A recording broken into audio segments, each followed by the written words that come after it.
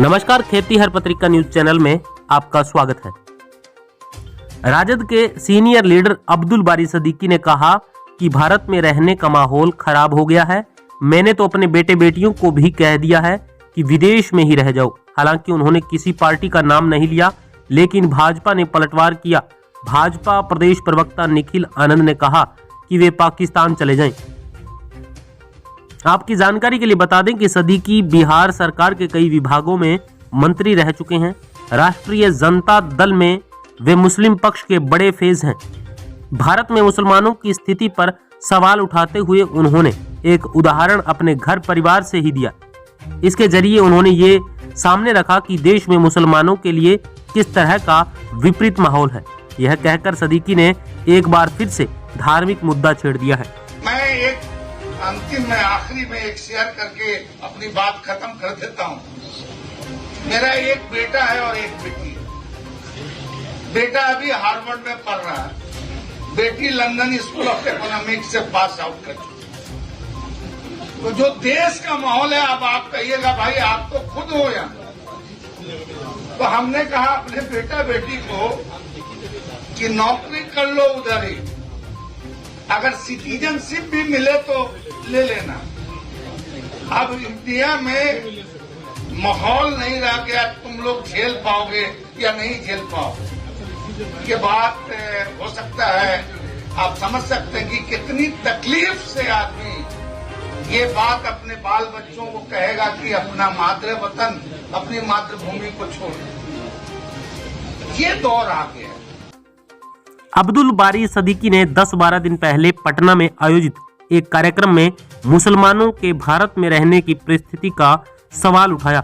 यह कार्यक्रम एक उर्दू अखबार ने बिहार विधान परिषद के सभापति देवेश चंद्र ठाकुर के स्वागत में किया था।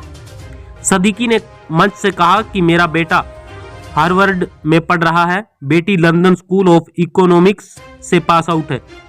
हमने अपने बेटा बेटी को कहा है कि नौकरी उधर ही कर लो, सिटीजनशिप भी वहां मिले तो ले लो।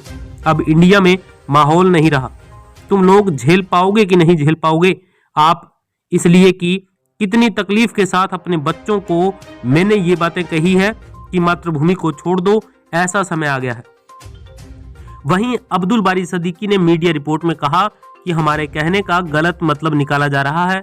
मैं यह कह रहा था कि संविधान की शपथ लेकर संविधान की धज्जी उड़ाने वाले देशभक्त कहला रहे हैं और हम देशद्रोही। हमारा तो जन्म यहाँ हुआ, हम यहीं बड़े हुए और यहीं की मिट्टी में गड़ेंगे, इसलिए हमें किसी से सर्टिफिकेट लेने की जरूरत नहीं है। हाँ, हम इतने तकलीफ में हैं कि बच्चों से कह रहे हैं कि जहाँ विदेश में रह रहे हैं वहीं नौकरी मिल रही है तो कर लो, वहीं की नागरिकता ले लो। हमने तो उनसे कहा कि हम लोग तो लड़ भिड़ कर रह लेंगे, तुम लड़ भिड़ नहीं सकते तो वहीं रह जाओ। सिद्दीकी के इस बयान पर भाजपा के प्रदेश प्रवक्ता निखिल आनंद ने तीखी प्रतिक्रिया दी है।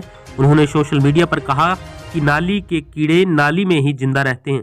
जिस व्यक्ति को भारत राष्ट्र और उसके संविधान में आस्था नहीं, देशद्रोही है।